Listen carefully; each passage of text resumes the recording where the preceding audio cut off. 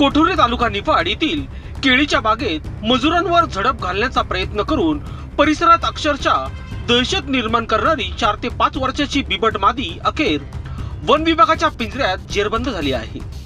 पहाटेच्या सुमारास झालेल्या या कारवाईमुळे गावकऱ्यांनी सुटकेचा निश्वास सोडला.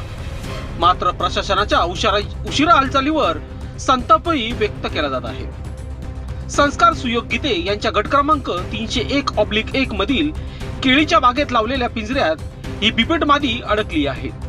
गेल्या काही दिवसांपासून बिबट्याचा मुक्त वावर सुरू असल्याने शेतकरी आणि मजूर भीतीच्या छायेत काम करत होते. एखादा जीव गेला असता तर जबाबदार कोण, असा सवाल संतप्त नागरिकांकडून उपस्थित केला जात आहे. वनरक्षक विजय दंदे, गोपाल राठोड, पंकज नागपुरे तसेच निफाडच्या आधुनिक पथकातील सदस्यांनी तात्काळ धाव घेत बिबट्याला सुरक्षित ताब्यात घेतले आणि पुढील कारवाईसाठी वन उद्यानात हलविले आहे.